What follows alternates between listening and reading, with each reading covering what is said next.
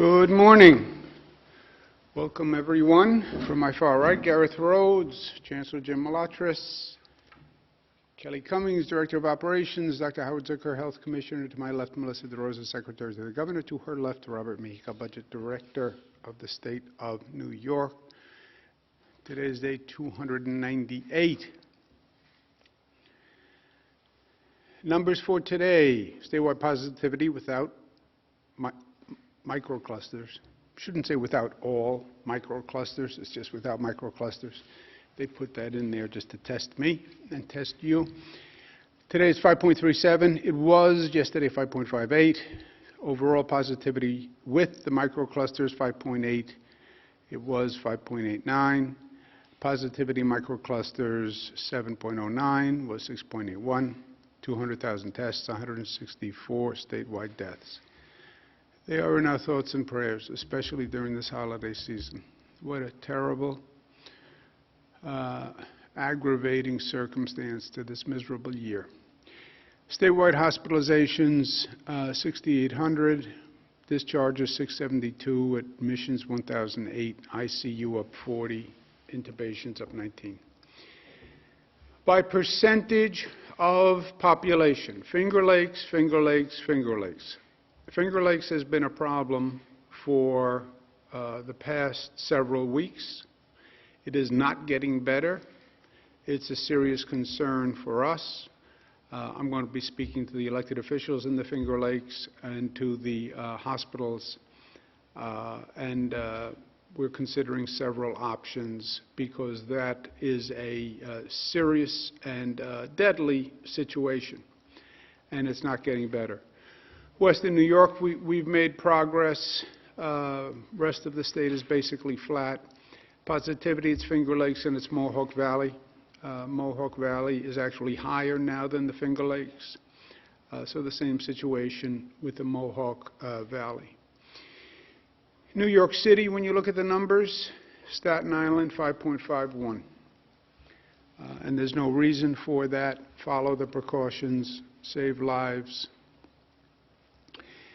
The issue of the new strain is very serious, and I don't believe this country is taking it as seriously as it should, and more importantly, I don't think this country is taking the action that it should take, okay? So let's just talk facts first. Fact, it is in the UK and it is more dangerous. Boris Johnson says it's 70% more transmittable. Boris Johnson closed parts of the UK. Other European countries have banned travel from the UK. But it is more dangerous. How much more dangerous? We don't know. We don't know if it's more deadly. We don't know if the vaccine works on it or not. We think the vaccine works on it. That's our quote-unquote working assumption. But it is real and it is dangerous. It is traveling around the world as we speak, right? It's on planes, and it is transmitting, and other people are getting on planes, and it's the holiday season, and it is traveling around the world. That is a fact. It's not a personal opinion. 120 countries now require testing before people leave the UK or ban people from the UK. That is not a personal opinion. That is a fact. Number 4, France went so far as to stopping truck traffic from the UK, caused massive backups by stopping the traffic coming into France. That's how seriously France took it. And then you have federal officials in this country who say, well, it may be here already, okay? Those are 5 inarguable facts. When you hear those facts, you have to say to yourself, what? What happened? And what are we doing? And why are we not doing what 120 other countries that are far less sophisticated, that paid far less of a price for COVID, that didn't have the experience that we had? why aren't we saying test the travelers in the UK before they get on a plane?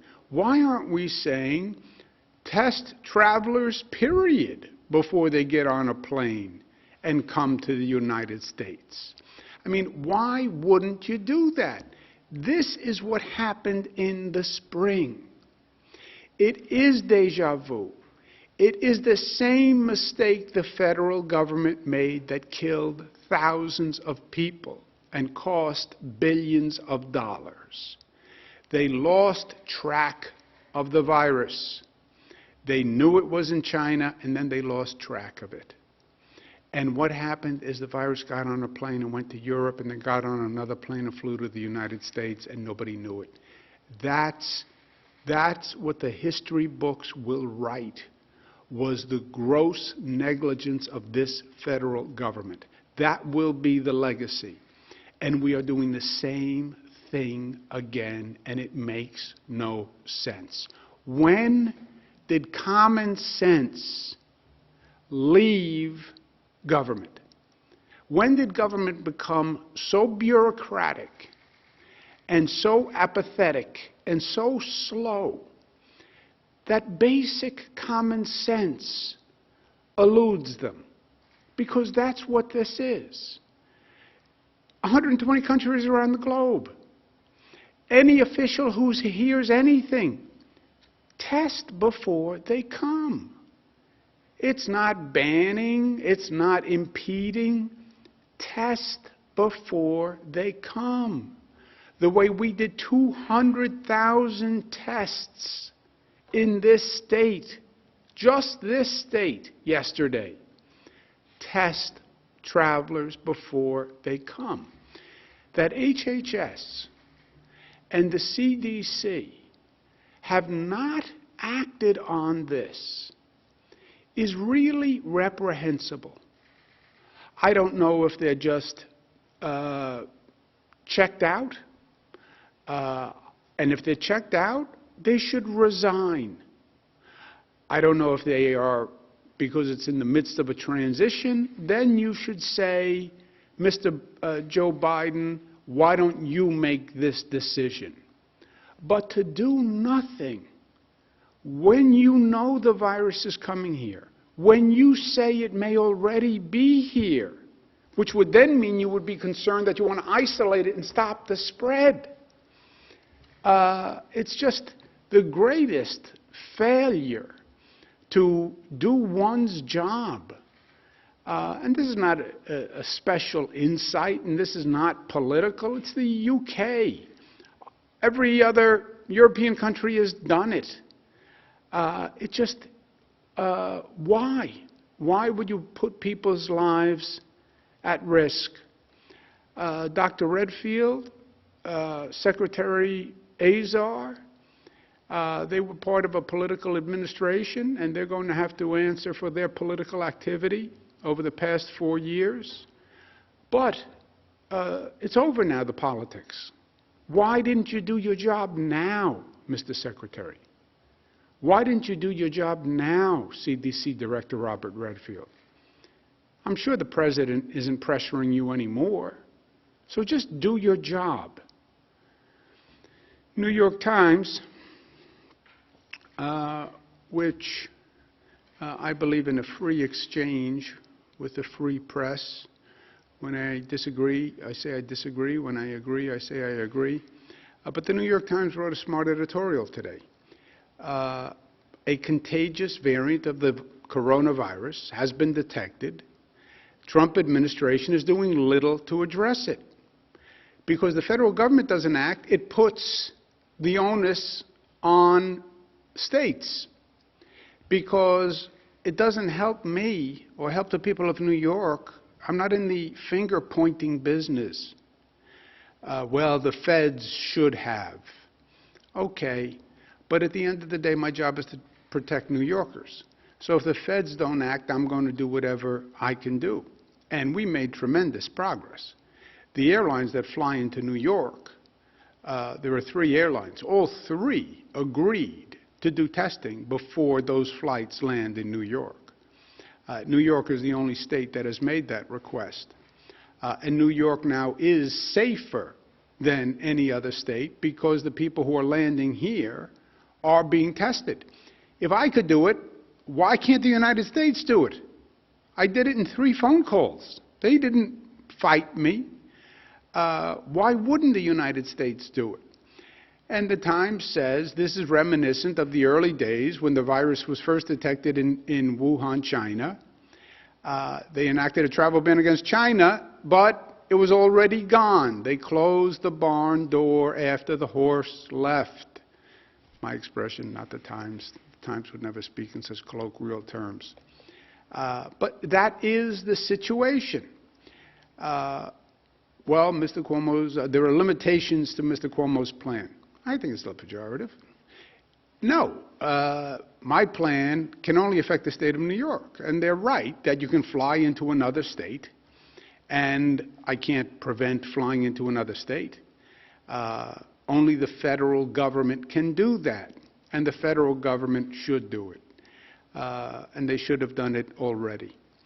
One of the great political hypocrisies of 2020, we get to year end, right?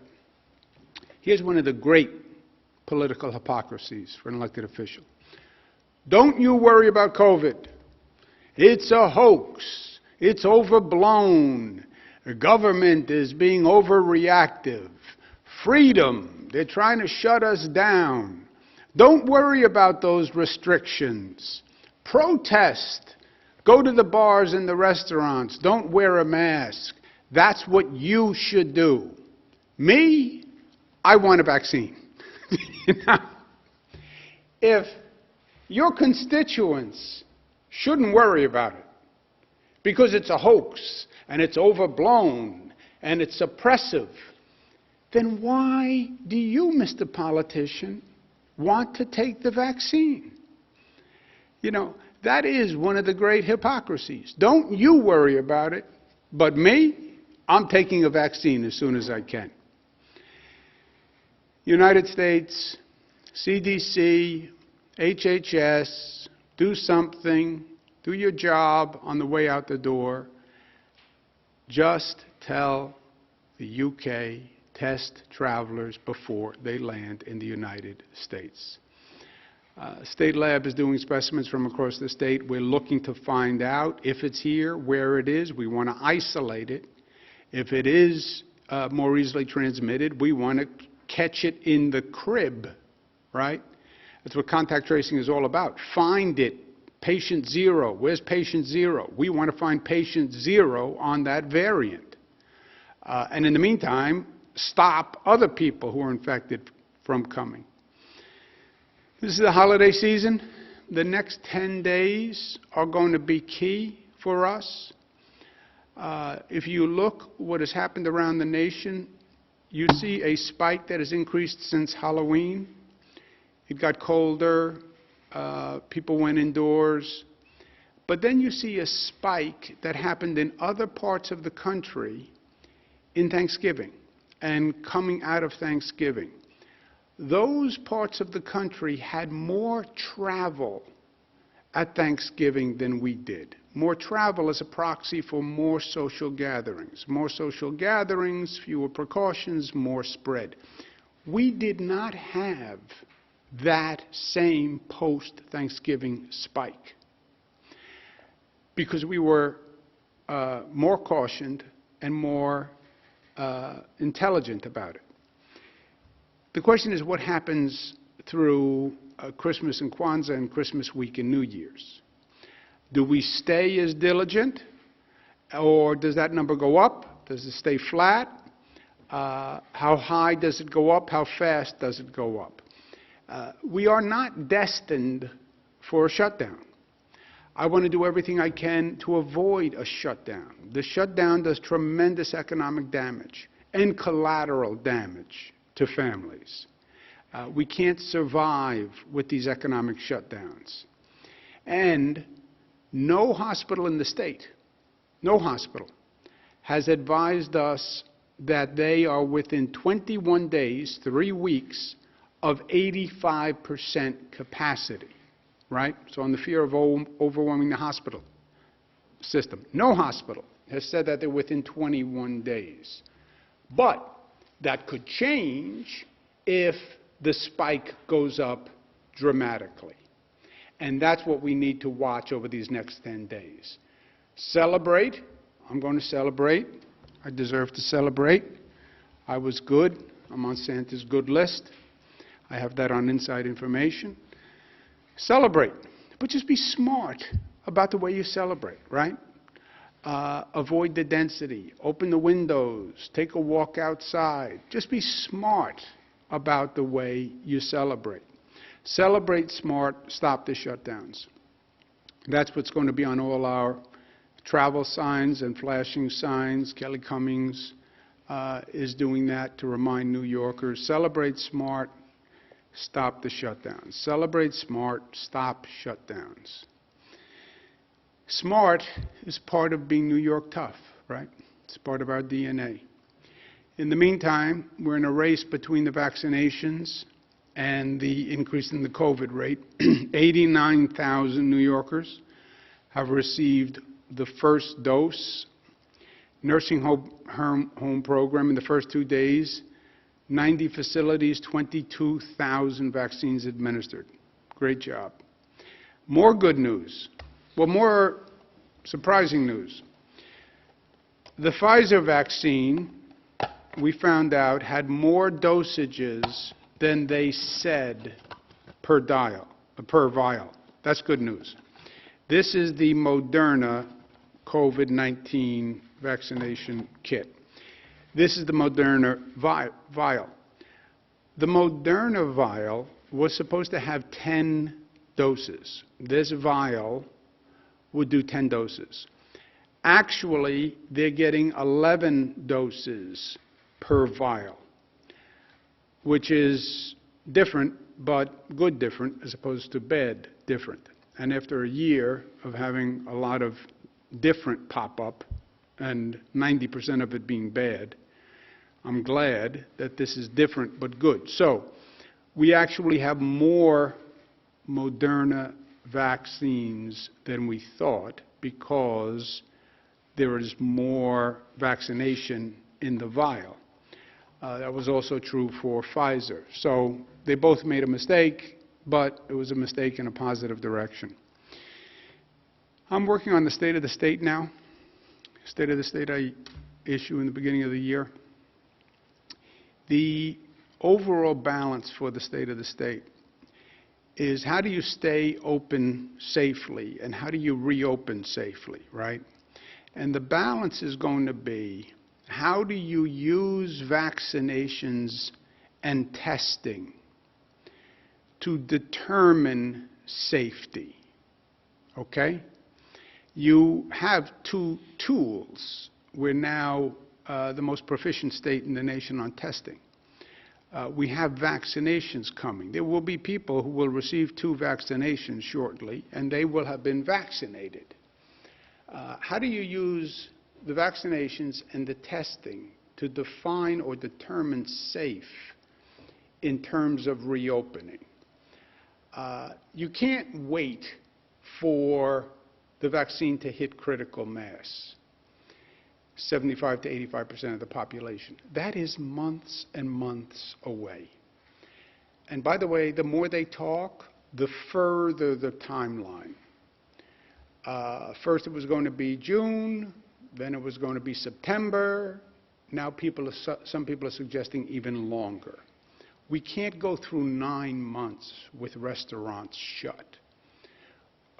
We have to come up with a smarter way to do this.